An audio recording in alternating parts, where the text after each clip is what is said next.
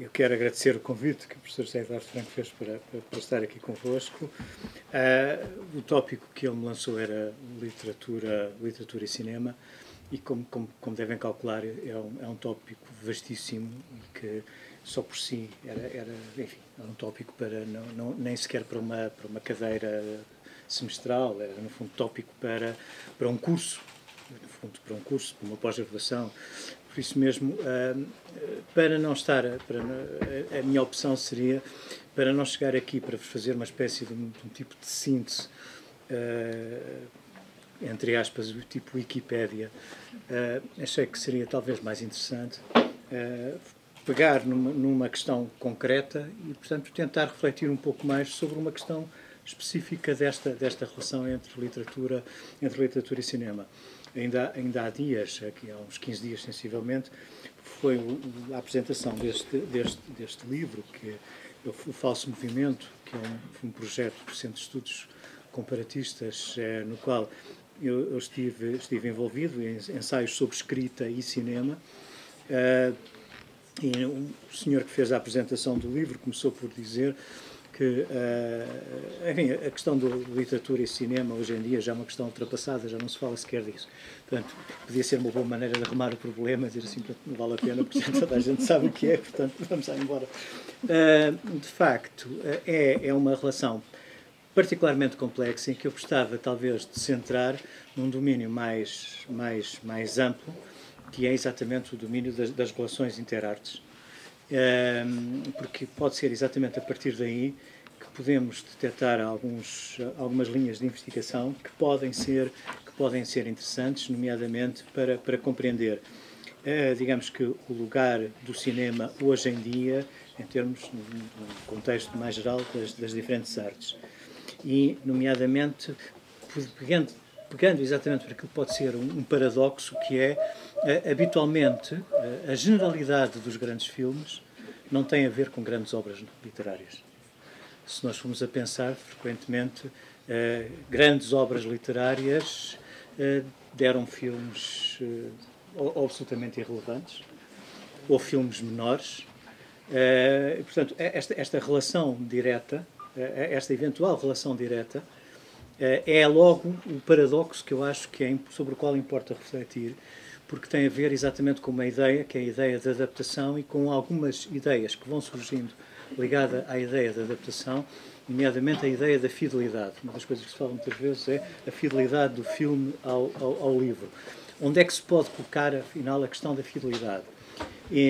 Por exemplo, se nós pensarmos, enfim, filmes como, por exemplo, O Mundo a Seus Pés,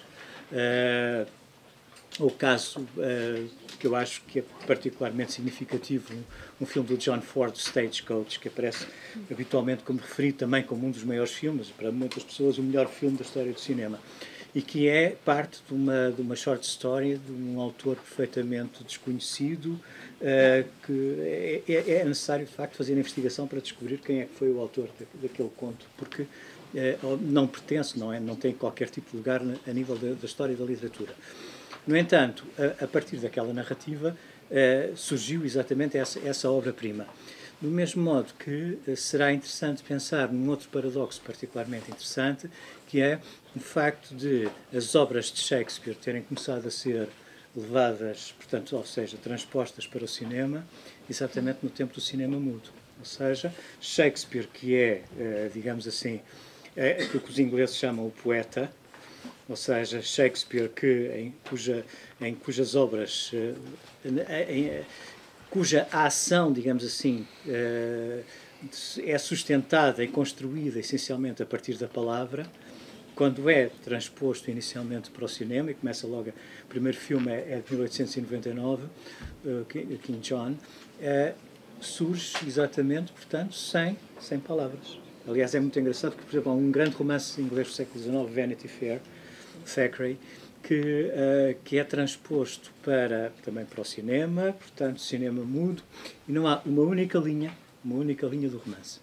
Portanto, estes são determinado tipo de paradoxos sobre os quais que eu acho que são interessantes para nos poder ajudar a refletir sobre este tipo de relação entre as diferentes artes, e por isso mesmo me parece que seria interessante pensar, digamos que recuar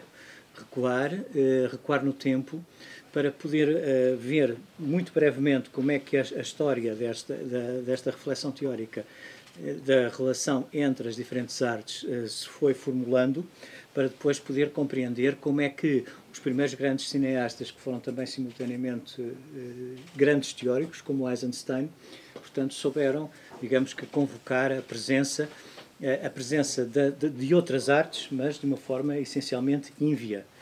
E aqui eu acho que era importante, eu tenho aqui um ensaio, um livro onde está um ensaio que é, digamos que um marco importante em termos da reflexão crítica sobre o cinema, que é um ensaio de 1938, salvo erro, do Rudolf Arnheim, intitulado A New Laocoon, Artistic Composites and the Talking Film, e que faz referência, portanto, como se diz aqui, um novo Laocoon, portanto, faz referência, obviamente, portanto, à reescrita, digamos assim, uma reescrita do ensaio de Lessing, de finais do século XVIII, portanto, o Laocoon, portanto, ou seja, sobre as fronteiras da poesia e das artes. E que, digamos que, um marco importante para a reflexão a nível da história do cinema. Porque, ou seja, embora não tenha sido escrito ainda antes do cinema existir, mas que é, digamos que, uma resposta a um dos grandes equívocos, digamos assim, da teoria literária ou da história literária, que é aquela famosa expressão de Horácio, o de pictura poesis. Portanto, e que, a partir da qual, aquela ideia de tal como na pintura também a poesia, se criou a noção das artes irmãs, das artes gêmeas, e a partir daí também todo um determinado tipo de concepção hierárquica das diferentes formas de expressão artística.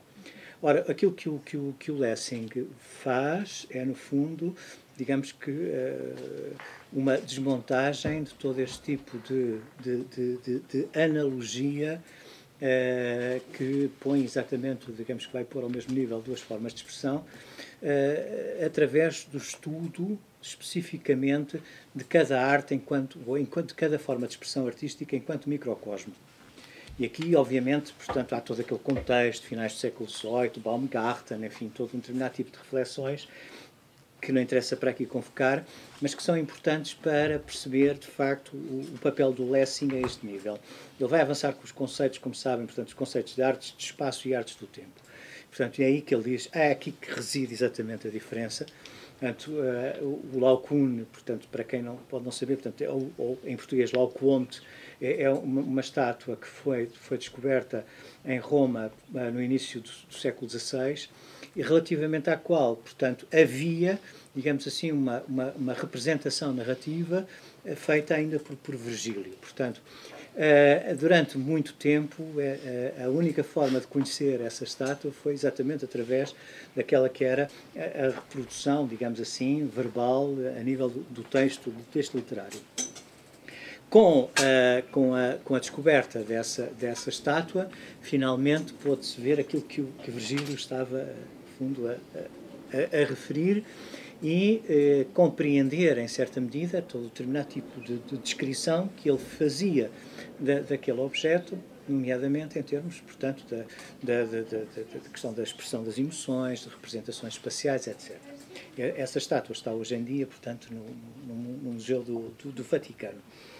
E tem a ver, portanto, com a história, portanto, do indivíduo que geralmente acontece àqueles que têm a razão antes do tempo, que alertam, não é? Alertam para o problema, e os outros sim olham para o lado e assobiam, portanto, e o que é que acontece? E esses geralmente são castigados. Foi o que aconteceu, isto de uma forma bastante prosaica, com o desgraçado Laocoon, portanto, que foi devorado por aquelas serpentes. Portanto, o que é que Lessing mostra? Mostra que, ou defende, a teoria que ele defende basicamente é esta.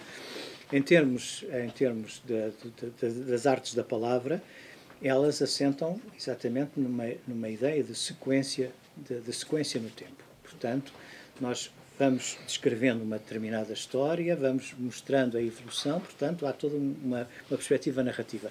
Enquanto que as artes, portanto, aquilo que ele considera, portanto,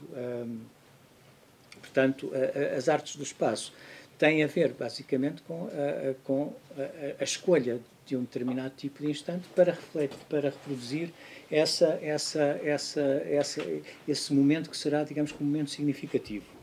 Ora, esta diferença, que é uma diferença epistemológica, é importante, não só importante para toda a transformação que se vai operar a nível da relação entre as artes da palavra e as artes da imagem a partir do romantismo, enfim, até o modernismo, mas é depois, parece-me, particularmente importante para aquilo que nos interessa aqui, que são exatamente, portanto, que é a emergência desta nova forma de expressão artística, que é exatamente o cinema. Porque o cinema começa por ser, e esse é um aspecto que me parece importante, começa por ser uma arte da qual a palavra está praticamente ausente. Aparecem, portanto, frequentemente apenas aqueles intertítulos para anunciar uma determinada cena, mas a construção da narrativa é feita a partir de outro tipo de estratégias. O que começa, digamos que, a colocar uma dimensão diferente, e daí depois chegarmos aqui ao Rudolf Arnheim, começa a colocar um outro tipo de questões que tem a ver exatamente com a existência de uma gramática própria a nível do próprio cinema, que pode superar aquela dicotomia que o Lessing fez, portanto, ou concebeu com o Laocoon. Ou seja, aquilo que pode estar na base digamos assim, na base da transformação teórica que se opera a partir do aparecimento do cinema, é exatamente essa superação, a superação dessa dicotomia entre as artes da palavra e as artes da imagem. E isto começa exatamente porque o cinema começa por ser exatamente uma assimilação dessas artes da palavra, mas não através da palavra. E este é que é um aspecto que eu acho particularmente interessante e que digamos que bastante desenvolvido em termos teóricos pelo grande cineasta russo Eisenstein, quando diz que num ensaio, já não me recordo de quê, mas é anos 20, anos 30, um ensaio sobre a literatura vitoriana, em que ele diz, de facto, foram os vitorianos que inventaram o cinema. E inventaram o cinema porquê? Inventaram o cinema através da utilização do close-up, inventaram o cinema através da arte da elipse, através da dimensão, digamos que, dos diferentes pontos de vista que vão existindo ao longo da narrativa.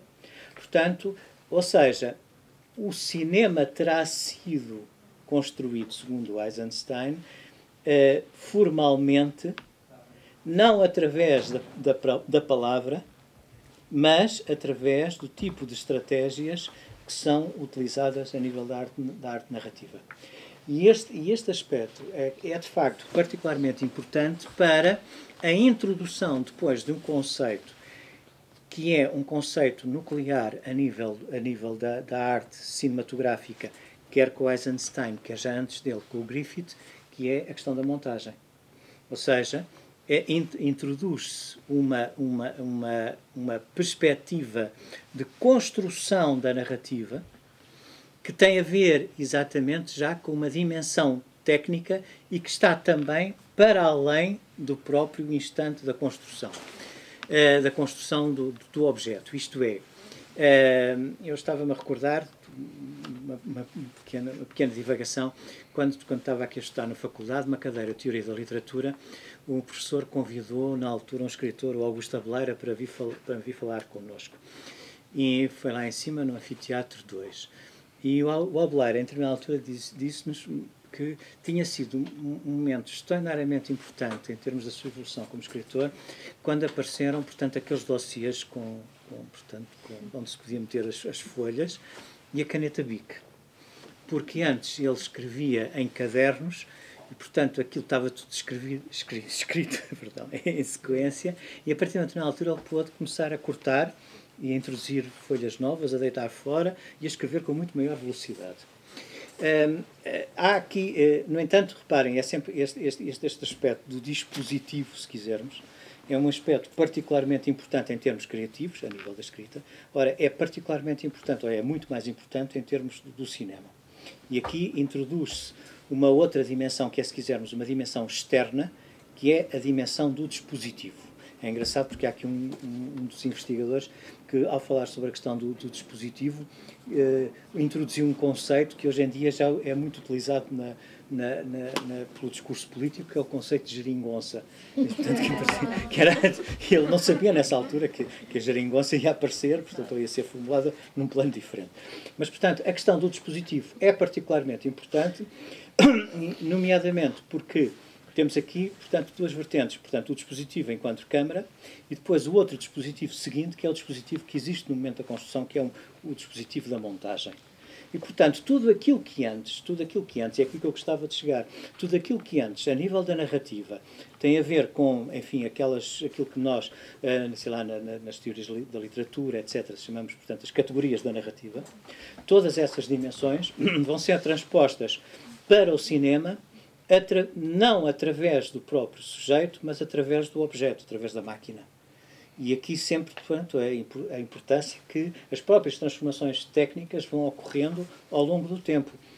No número do Escaia de Cinema deste mês, do mês de abril, vem um ensaio exatamente sobre as inovações mais recentes a nível de dispositivos de captação de imagem, a importância que eles estão a ter na alteração da cor a nível dos filmes.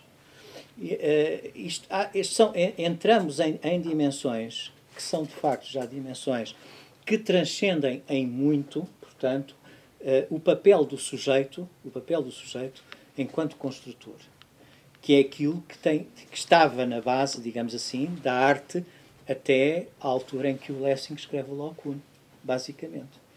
E a partir do século XIX se vai começando, portanto, a autonomizar, nomeadamente até através de gente que nós... eu já estou a deixar os apontamentos para trás, mas de gente que pode ser até francamente inesperada, como, por exemplo, em Inglaterra, em meados do século XIX, a chamada Irmandade Pré-Rafaelita.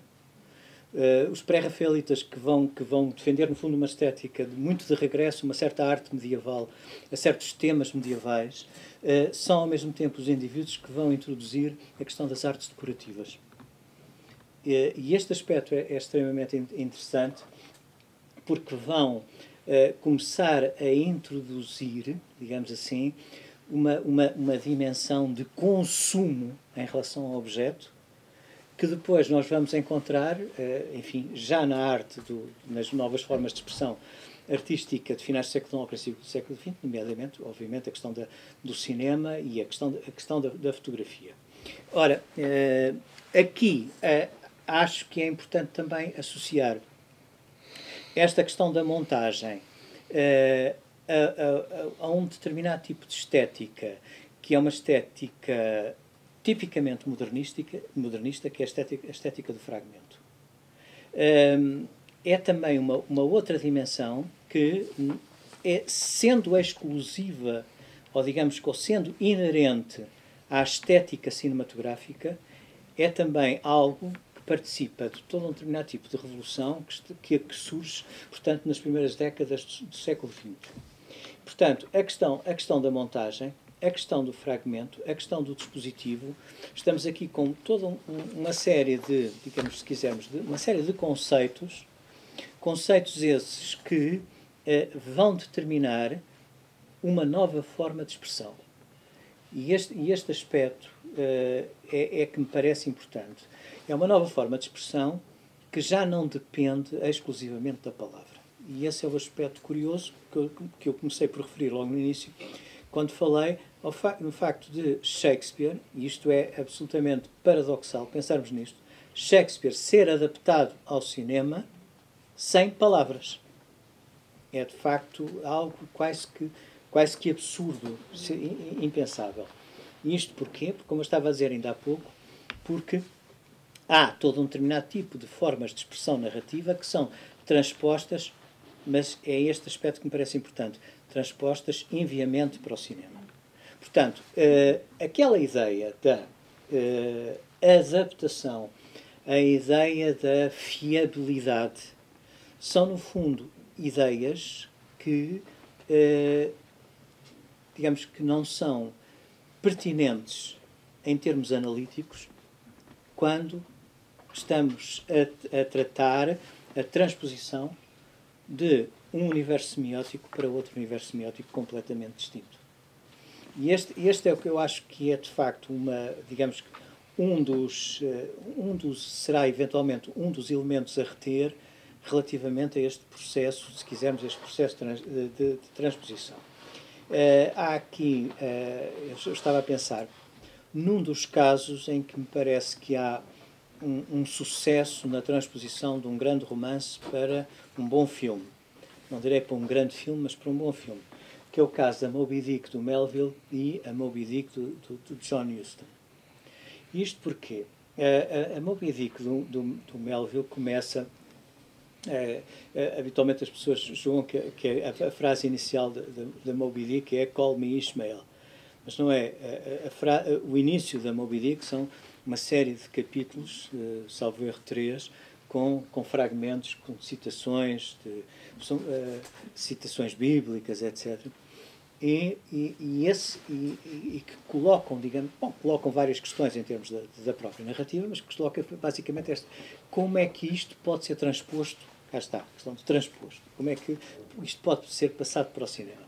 E o John Huston faz exatamente tem uma estratégia particularmente interessante, que é pôr a personagem, portanto, que faz o Ismael, caminhando, portanto, dizendo aquelas frases iniciais do tal do Call me Ishmael, e ao mesmo tempo, através do chamado Dissolve, vão aparecendo fragmentos de papiros, fragmentos de, sei lá, palimpsestos, textos, vários que vão aparecendo e que se vão dissolvendo e que vão criando, digamos, uma espécie de aura à volta da personagem, e esses textos são exatamente alguns dos textos que aparecem no princípio da Moby Dick. Ou seja, isto é possível exatamente porque isto é possível porque o cinema tem um recurso a determinado tipo de estratégias de representação que são, obviamente, distintas, digamos assim, das representações literárias. Outra coisa que ainda sobre esta questão da transposição, eu penso que nós não podemos que nós não devemos considerar apenas a ideia do texto, palavra, e depois do outro lado a imagem, ou seja, literatura e cinema. Acho que é muito importante ter sempre presente uma outra forma de representação que é a arte pictórica. Exatamente porque o cinema está frequentemente, portanto, a recuperar determinado tipo de estratégias de representação que nós encontramos enquanto quase que convenções pictóricas. Por exemplo, do Vermeer. No Vermeer nós temos muitas vezes aquele enquadramento, nós olhamos, vemos as personagens, não é? Portanto, através, digamos que de arcos, de portas, em que olhamos e vemos essas personagens lá ao fundo.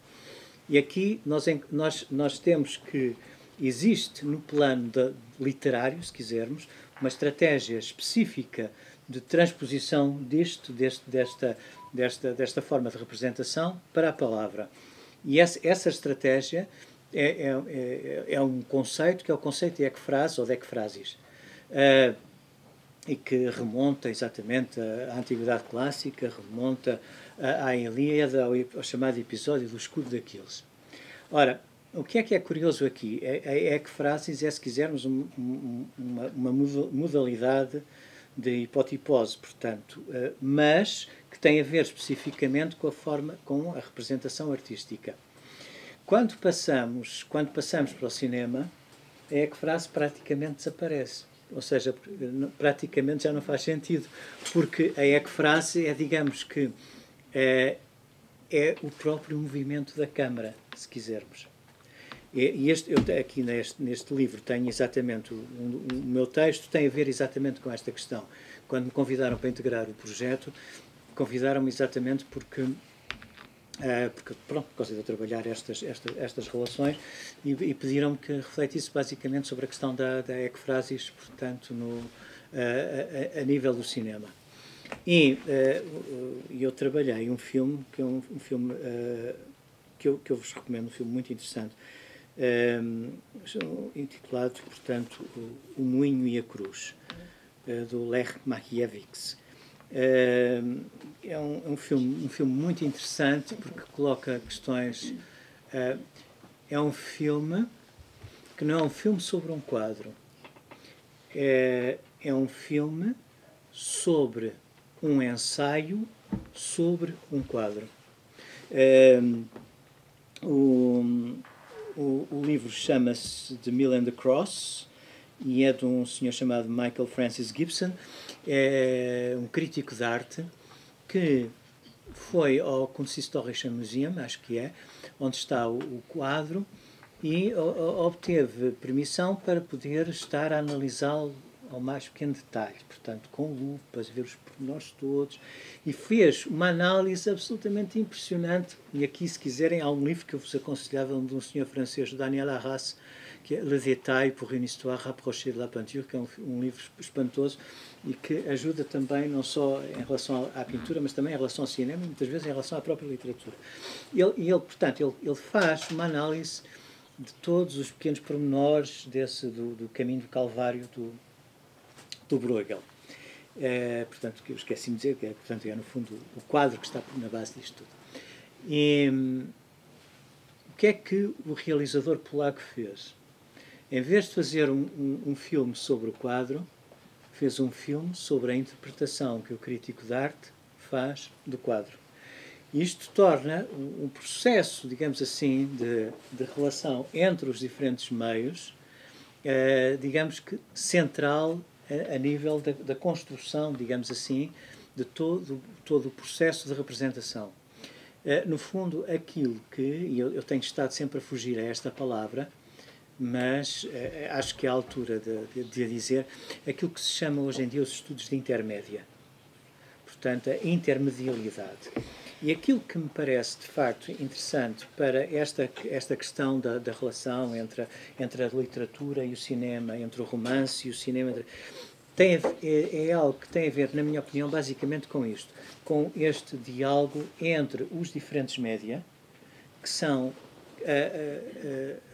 as artes da palavra, mas que são também a pintura, que são, por exemplo, que é a música, que é a cenografia, etc. E depois, obviamente, tudo isto sustentado sistematicamente pelo elemento técnico. E aqui, obviamente, o ensaio do Benjamin é nuclear, porque é, de facto, também o ponto de viragem em relação a todo um determinado tipo digamos que, de nova forma de construção e de expressão. Ou seja, é, digamos que, uma espécie de robotização, portanto, a introdução da máquina como elemento determinante para a construção estética. Eu neste momento sinto que já me perdi completamente e que já estou a falar de imensas coisas, mas porque elas de facto, o meu guião vai ficando cada vez mais para trás. E eu estava a pensar, por exemplo, um filme que é um filme que eu gosto imenso, um filme português, que acho que é de 1953, que provavelmente uma ou duas pessoas aqui, portanto, menos jovens, poderão ter visto, que é o Chaimite, do Jorge Bruno do Canto, que é um filme absolutamente espantoso sobre as incursões, portanto, vamos pôr isto entre aspas, as expedições de pacificação colonial em Moçambique no final do século XVIII, em que o herói, portanto, um dos heróis foi o Mozinho de Albuquerque. E eu uma vez estava a ler um texto do João Mário Grilo em que ele dizia: o Jorge Bruno do Canto foi influenciado pelo John Ford, portanto, no Shy-Meat. E eu que me lembrava muito do Shy-Meat, porque quando era miúdo passava muito na televisão, o Shy-Meat passava de vez em quando, e porque o meu avô trabalhou no cinema durante muitos anos, e eu na altura, quando era miúdo, não conhecia o meu avô, porque ele tinha de viver para o Brasil, e eu sabia que o meu avô tinha trabalhado no cinema. O último filme que ele tinha trabalhado cá tinha sido exatamente no Shy-Meat, e depois havia aquelas coisas que era, portanto, frequentemente quem trabalhava, portanto, cenografias, etc., depois era preciso figurantes, chamam, vestem qualquer coisa e ele aparecia. E, portanto, quando eu era miúdo, aparecia aquilo, olha, vem cá depressa, que vai aparecer o avô. Portanto, e eu tinha essa imagem do Shy-Meat e tal. E fui ver novamente o filme. Eu acho que, tanto quanto eu sei, ele só está disponível em VHS. E quando começo a ver o filme, eu fiquei absolutamente espantado com aquilo que estava a ver. E escrevi depois um texto, exatamente, que por acaso está publicado numa... Também reparei há bocado ali na montra, que é um colóquio que houve aqui, que era, não li o filme, mas vi o livro, em que eu, de facto, comecei a ver, portanto, com o filme, outra vez, a VHS, e o que é que eu começo a descobrir? É que estava lá toda a estética do John Ford.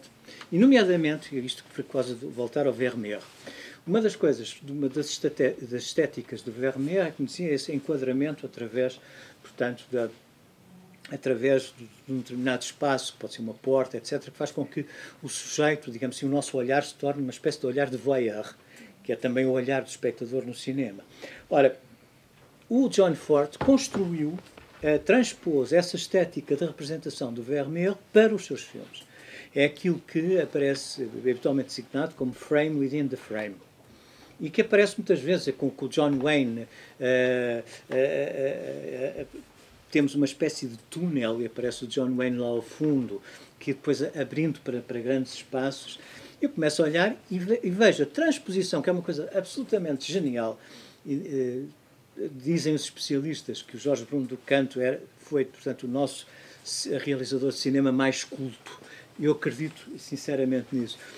Ele tem momentos que parece que antecipam em décadas o feminismo, que é uma representação, um momento em África, em que estão num restaurante, um pequeno restaurante, uma tascazinha, e as mulheres, portanto, estão os homens todos a conversar à volta da mesa, como ele for, não é? Portanto, e as mulheres todas a olharem ao canto, portanto, a ouvir a conversa, enquanto os homens discutem as coisas importantes e elas a ouvir tudo e tal, muito atentas. E depois, este lado,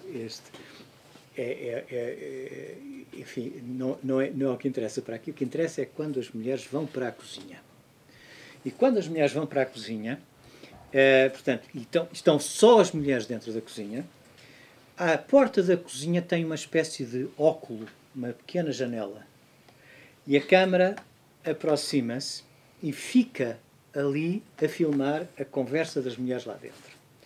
Eu acho que este é, para mim, dos momentos mais impressionantes em termos de história do cinema, porque é exatamente a ideia da câmara, reparem, é ao lado ideológico da câmara. A câmara como violador. A câmara como voyeur, que nos torna a nós próprios. A pessoa, a partir de uma determinada altura, começa-se a sentir mal, porque está a olhar, que está a perceber que está a interferir na intimidade delas. São momentos absolutamente espantosos que têm a ver exatamente com esta ideia do frame within the frame, que depois ele utiliza nos mais variados momentos, através das mais variadas, digamos que, dimensões estéticas e até ideológicas, religiosas, etc. Isto porque, eu vou-me calar, porque são 1:45, não é? Portanto, e não cheguei a falar sequer deste, do Rudolf Arnheim, porque, só para terminar dizendo isto, quando o Rudolf Arnheim acha que é necessário começar a pensar nesta questão do cinema, ele olha para o cinema de uma forma muito crítica. Ele diz que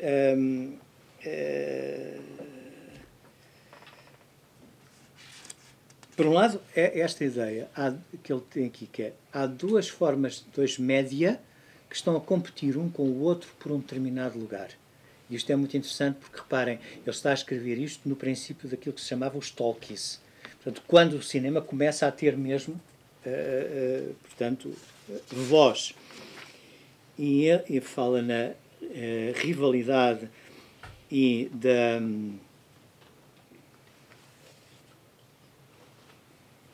entre as duas formas de expressão, e depois começa a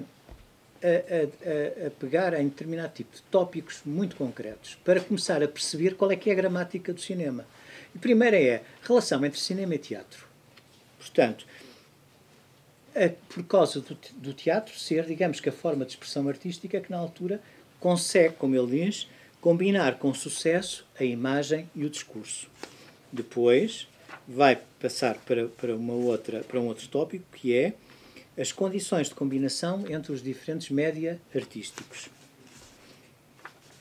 A seguir, a pergunta: pode a imagem e a palavra serem combinadas de uma forma diferente daquela que sucede no teatro?